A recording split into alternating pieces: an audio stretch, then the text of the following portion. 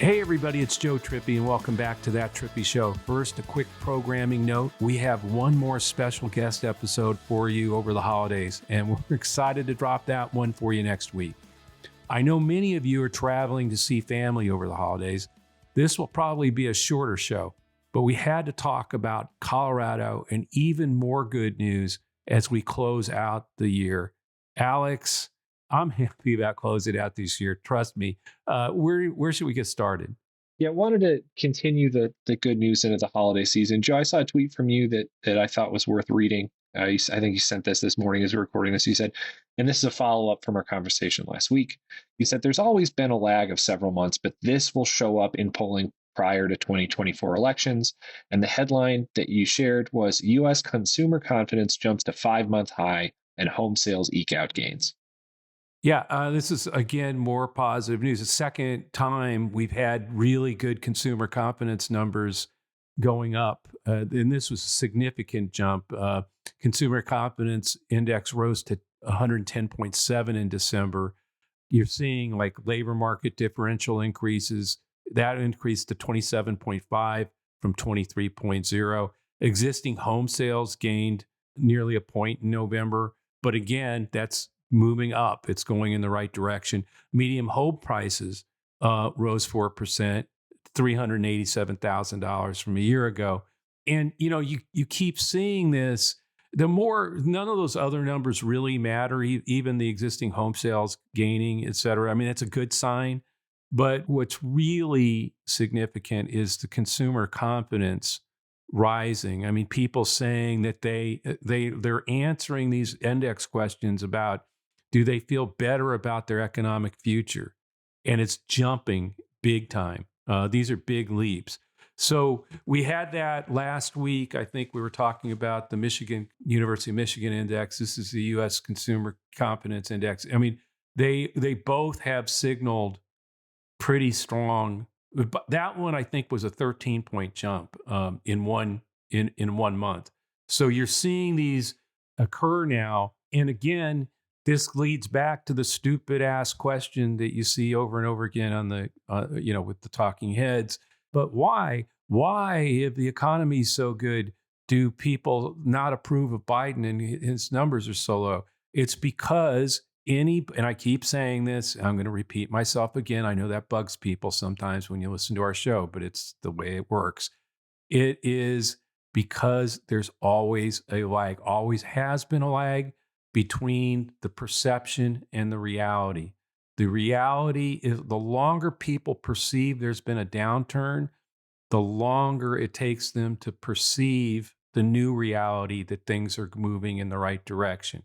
And so when you start seeing these consumer confidence numbers jumping like this, you know that in 3 to 6 months, you're going to see this in the polling data on the way they feel the economy's looking and the way they're likely to approve or disapprove of Biden on the economy. Those are all going to move in the up direction, which will make it a little tougher for the MAGA GOP to keep screaming, but inflation, Gas but he's prices. wrecked the Yeah. economy, gas prices, all that, all the negative stuff that they were piling on is going by the wayside, and we'll have less and less reality around it. We've had gas prices now going down, I think every day. It's now every day for 80 days or something like that. So look, I just think that this one in particular, just again, it's not just that we're seeing the, good labor numbers still, good jobs numbers, the some of the growth that we're seeing.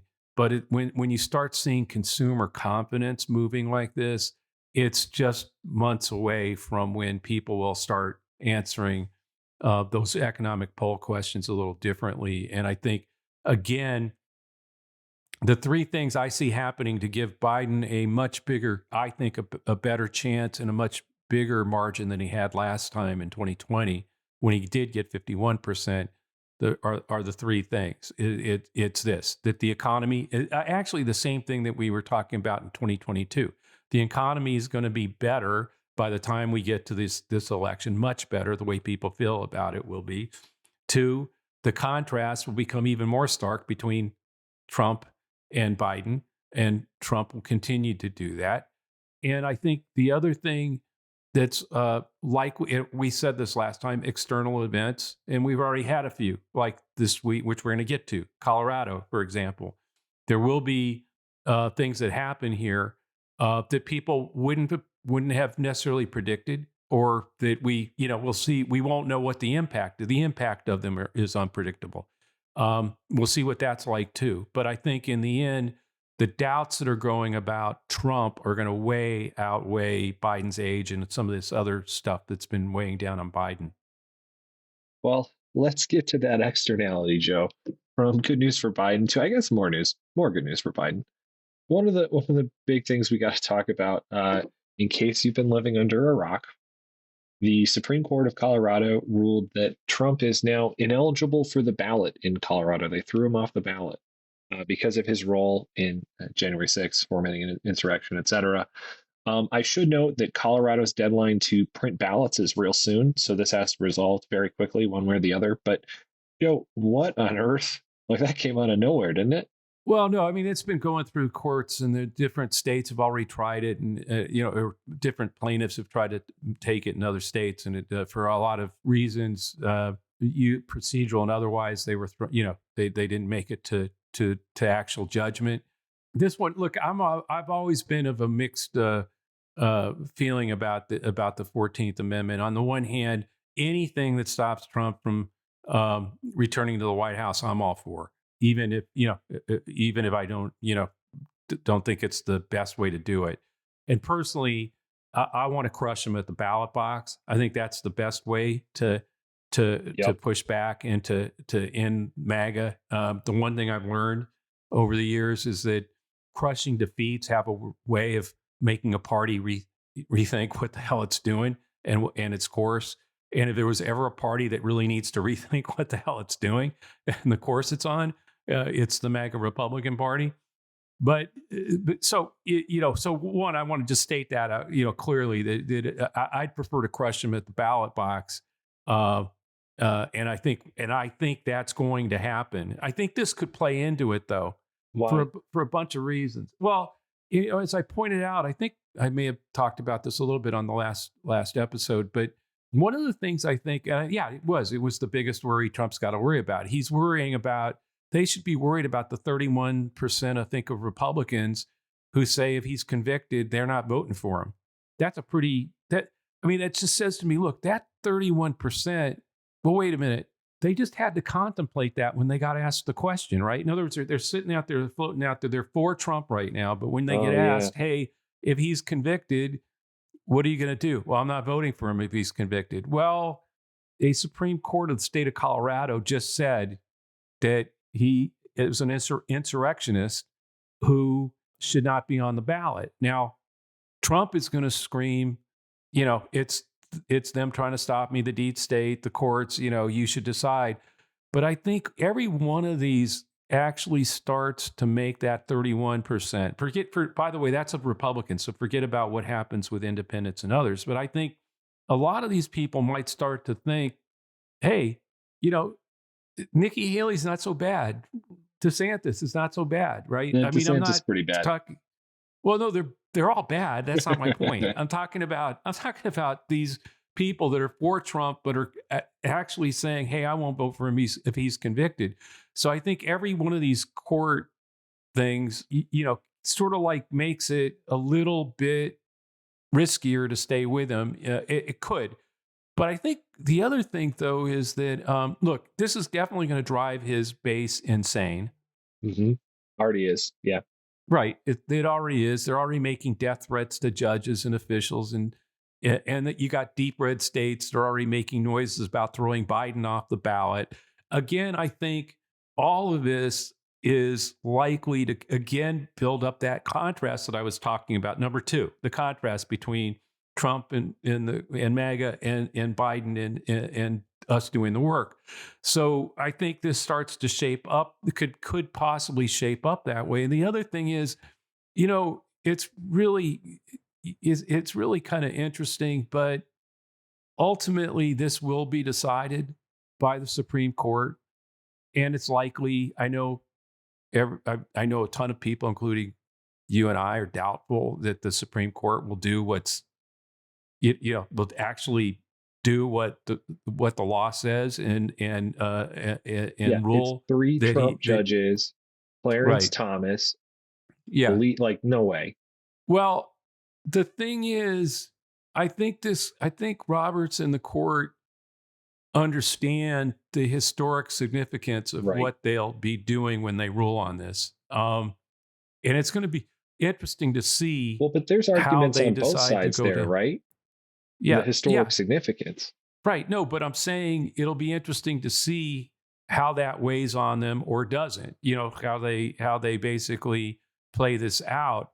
But I think it could basically, remember, this is the court that overturned the Dobbs decision. I mean, overthrew through Roe v. Wade. What I'm saying is this could all play into that contrast. What kind of country do you want? What kind of Supreme Court? And I think it'll be interesting to see where the Supremes come down on it. I'm like you and others, and our good friend Doug Jones, who are doubtful that the court will uphold this decision, but we'll see. I think in the interim, though, the way the right wing blows its gasket is going to be helpful. The other side of that, though, too, is we should not underestimate how inflamed his base will be. And energized to vote for, to come out and vote. So this again gets back to the fourth thing. We got to keep doing the work. We got a lot of work to do. Just because the economics numbers are going to be better, just because the contrast between him and Biden and Trump is going to be even starker. I think this puts a big stamp on, hey, everybody, do the work, because he will use this to get his people to turn out and be on fire, which they will. And I do think they'll overreach and do some, unfortunately, really crazy stuff that unfortunately do harm to, it could I hope that this does not, really make people do some crazy ass shit like we saw on January 6th, is what I'm Right. saying here. I mean, but he's completely, he will be unhinged, and he will, I think, urge his supporters to stop the courts and stop this from happening. So The interesting thing too is one of the things they've done now is ask the Supreme Court to not intervene immediately to Jack Smith's request to make a speedy decision about whether he has immunity or not, right. whether the president's got immunity or not. No, we don't want, the court should not be involved in such things. Okay. So, not now. So I think part of this it's going to be really interesting to see how this plays out. But I do think he's losing it. He's starting to really lose it. The walls are squeezing in on him, and a lot of his supporters, he's going to lash out. And I think that will create a backlash that will also make it clear that contrast that we've been talking about. Can I ask just a wild hypothetical that I saw somewhere on Twitter, and I'm just curious your reaction? So let's say he's ineligible in Colorado. Does that make any kind of impact on the national GOP or other states saying that hamstrings him? He's not going to get those electoral votes now, regardless. Let's move it. Like, could that be kind of a cascade effect, or even have some kind of, okay, let's get him off the ballot elsewhere? Or are they just too far in the throes to consider that? Well, I mean, first of all, Colorado in the grand scheme of things probably does not matter much. He was never going to get those electoral college votes, I don't think. They might, the Trump people might argue that, but I don't think those are. It's like if California said he's not on the ballot, I'm not sure it would matter a whole lot, right? Right. It's That's on the not blue where he side of got it. purple. Yeah. Right. It's not where he got his 200, where he's going to get his 270 electoral college votes. I think if this were Georgia, that would be significant, right? Wisconsin, Michigan, so, but I don't think this one. In terms of giving him pause, giving his people pause, I think if it did go through and it was that one state, I don't think it would matter a whole lot to the Trump team. And they would still use it, obviously. Right. I mean, the use of it is so he gets the plus of look at those, those Biden liberal judges who try to thwart democracy by keeping me off the ballot. Your orange god off the ballot. He'll get the plus of that of being able to use it, and it has really no impact on the question of will other states do it. I think it that again is a Supreme Court thing. I mean, if the court, I think this is going to have to get heard pretty quickly and moved on pretty quickly. And the court's done that in the past. It's done it 18 times in the last few years. Going directly to them and making a decision pretty directly. They've got to make that soon, I think. Right. And there will still be plenty of states where that deadline, the ballot printing deadline, is not over. So depending on how they rule, for instance, if they ruled narrowly somehow that Colorado was within its rights to do this, but not writ large, not he's an insurrectionist, it's that Colorado was in its rights to do this. And I'm not a lawyer, so I'm not, but that would make me think, yeah, that would be a whole bunch of others. You could see 5 or 6 other states go, okay, well, they have the right to do it. Let's see. Right. So I don't know enough about, Larry Tribe or someone like that. We should try to get them on the show maybe Oh, that's a good in the idea. new year and ask them some of these kinds of questions, particularly since all these cases now are out there and they're all going to have more bearing in March with, whether they're heard or not, or whether there's further delays because of Trump's delaying tactics. But I think he may use this again to, No, he's going to fundraise like crazy off it. he's going to fundraise like crazy. He's going to drive his base to inflame them. And I do think maybe that's an interesting thing that we should try to do early next year, late January, maybe try to get Larry Tribe on. He's a friend. I can try to reach out to him. It'd be interesting to get his take on some of this. So, Joe, I know we said this would be a fairly quick show, so I don't want to take too much time on this last thing because you kind of already covered at the top. But I want you to go back to your crystal ball from, I think it was actually end of 2021. You wrote 5 reasons we should be optimistic. One of them was the externalities you talked about. Obviously, a lot of things have changed. Colorado is, like you said, a huge externality. I'd love for you to go back and look at those 5 things, get the crystal ball out again, and see where you think, and maybe add any. So I'll throw them at you, and you just tell me how we're doing.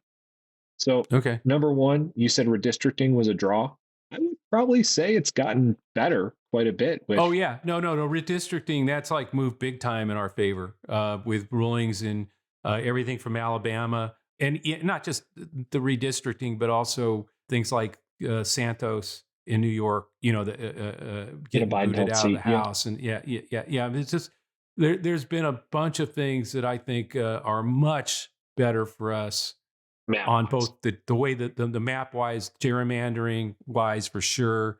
Some of the those that they have a lot bigger problems with in the House than they had, and their margin is now down to almost nothing anyway. Right. So no, that redistricting was a draw, which was for them a disaster last time. I mean, they were supposed to have make significant redistricting gains. They didn't.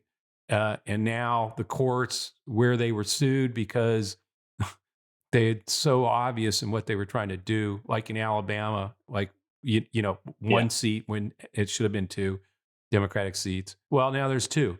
I think you're seeing that. And again, I do think too, the other piece of that, which isn't tied to gerrymandering, but you do have 18 Republicans who are standing incumbents in districts that Biden won, Right.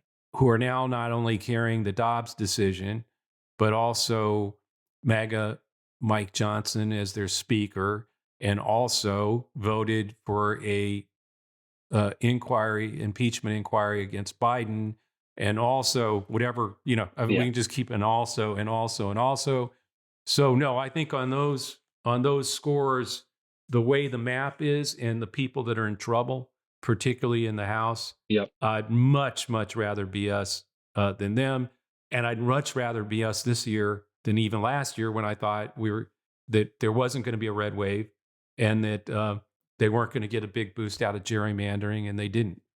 So I should also note that New York, where the kind of total failure of redrawing the Yeah. lines the last time, Dems couldn't do it, and that probably cost them the House. Looking back on it, Yep.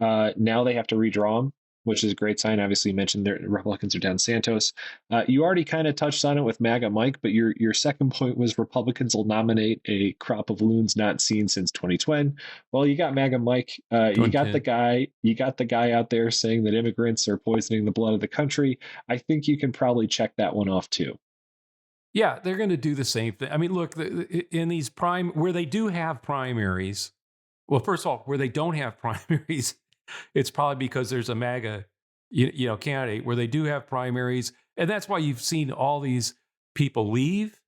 I mean, there've been mass exodus of incumbents on their side as well, and you either see them leaving or the primary, if it's an open primary, is going to be won by a MAGA candidate. Now, I do I it's hard to say they'll outdo themselves, though. I mean, look, let's be honest about it. The crop of Looney Tune candidates that they selected in 2022 was truly not seen since, it was a bigger crop balloon since 2010.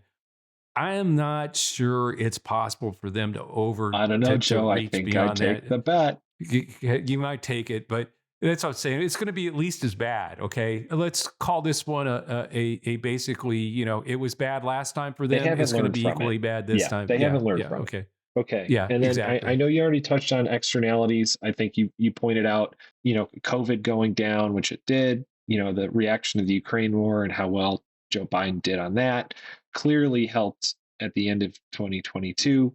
We already are starting to see some externalities take shape for next year. I think there will be more opportunities there. Some of these are still happening. We don't really know how Israel, the Hamas Israel thing is going to come out. I mean, the reality there is that is the only, I think, the only person who could have done what he's done, which was, yes, he's stood with Israel, got that. I know he's taken a lot of flack for that, but he's the only one who had enough experience with both with diplomatic strength and the military strength of that our country has, to use that in a way that has stopped this from expanding into a regional war, which it had all the possibility of doing. And at the same time, as much as people think that Israel has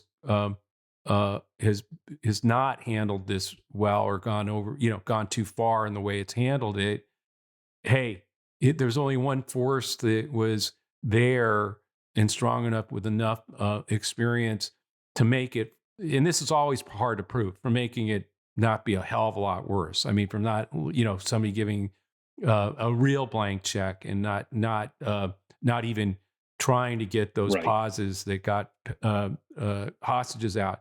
So how that plays out, and will it be as potent today? I mean, in November of 2024, in terms of front of people's minds, if this is concluded in a month or two, and if there is some kind of agreement that's reached.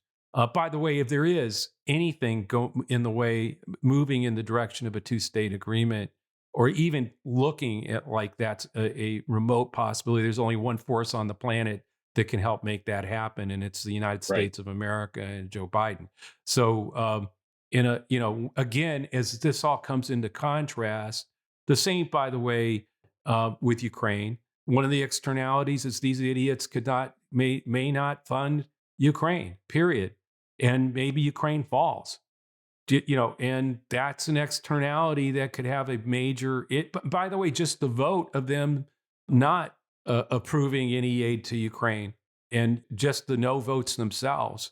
I mean, there are a lot of people they've done, and Biden has, made it clear that it's in our national interest.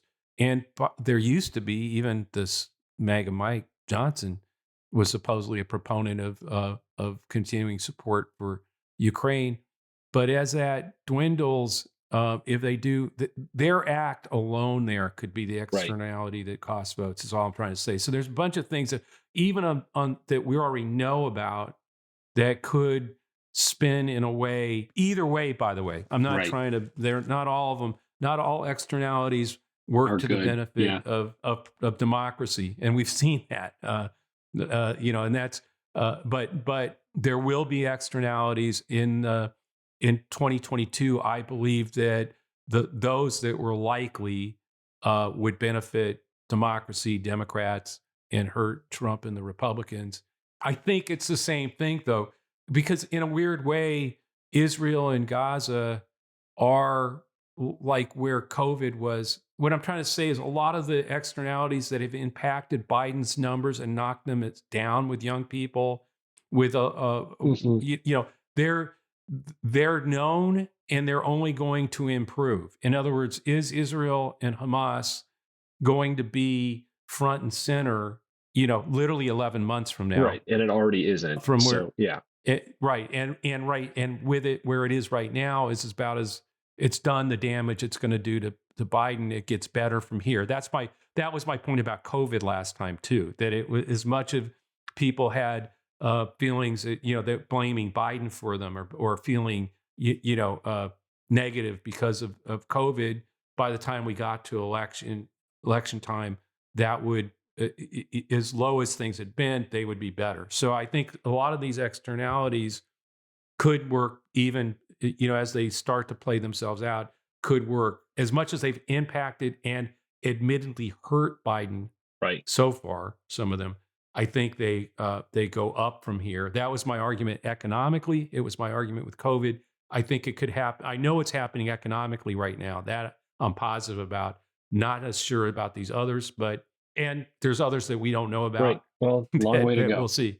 Yeah. So, last two, which I think we'll save for a future show, you just mentioned Democrats still have time to coalesce, obviously, with all the third party issues and the Oh primary challenges. we, yeah. no, that's gonna no. That's gonna happen. That Yep. it's like I said. There's two things that have to happen here. There's only two ways one of them can get to 50. For Joe Biden, it's winning back people that have voted for him.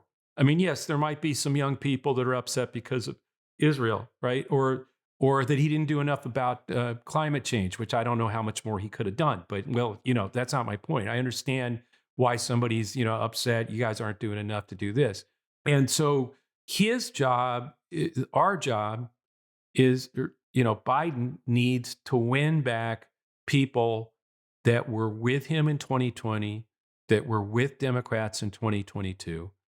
And yes, his approval's gone lower with some of these people, and they're saying they're undecided or looking around.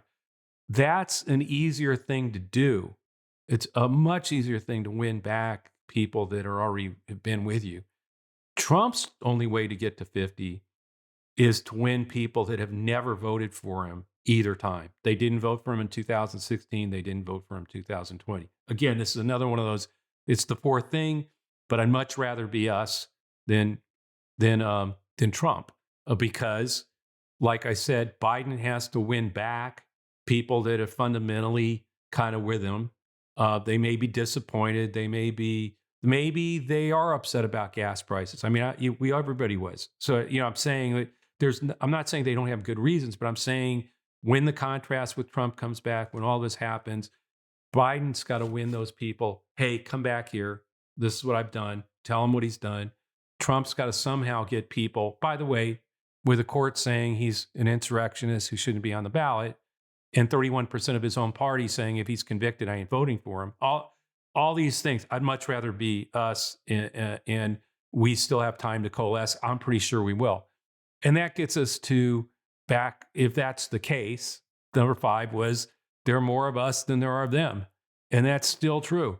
I still think not only is Trump got to win people that have never voted for him, but I also think that ceiling he has with that lower ceiling that he had around 47-ish, 46 is shrunk. I think it's because of all these issues and things that have gone on. And they're going to get worse as he keeps doing the Hitler stuff and wanting to be a dictator for a day and calling out, using using the language of Hitler and the fascists. I think that's going to lower his ceiling even a little further, maybe 44, 45. And so it's even harder for him to get to 50. He has to win even more people, and some are leaving him. So I just think in the end, Biden got 51% last time. And if there weren't third parties running, I think he could get to 53, 50. If Simon Rosenberg wants to get to 55, I'd love it because it would crush them. But I think 53 is more realistic if there aren't third parties. Right. If there are third parties, and they're going to be, and we're going to have to fight them and make sure people understand that a vote for a third party is a vote for Trump, and we're working on that. But if there are, then Trump's at 44, I think, and can we get 48, 49? I don't know if they can. That's where we have to make those third parties as weak as possible, and maybe still we might still be able to get to 50, but we'll see. Well, But by the way, can't take any of this to the bank. We got to do the work to make it happen. We got to get our people out. We got to help Biden win those folks back. And we got to make sure everybody gets the contrast between, the Trump MAGA cult and Biden and what he's, and what Democrats. One thing is there's only one party left in the country that's pro-democracy, and you don't have to worry about, democracy coming to an end if Joe Biden's reelected. Not true if it's Trump or you vote for one of the third parties that is out there helping Trump win. well, Joe, I said it was going to be a short show, but you got on a roll with a bunch of positive news. So that's a great place to end for the day and almost for the year, with the exception of our special guest episode next week. We will have a special guest episode next week. I'm wishing Alex and I wish you all happy holidays, Merry Christmas. However you worship or celebrate, have a great week here coming up. Thanks everyone for listening to That Trippy Show. We've got one more show before the end of the year. I think you're really going to like it. It'll drop next Friday. I hope everyone has a Merry Christmas, a happy holiday season. This podcast will always be free with support from our advertisers, and it's part of the Resolute Square. Check out the latest at resolutesquare.com/trippy. Please subscribe to That Trippy Show and leave a review on Apple or wherever you listen. You can always send us a question to thattrippyshow@gmail.com or leave us a question in a review on iTunes. Alex and I check them out. We'll see you next week. Have a great holiday, everybody. Take care.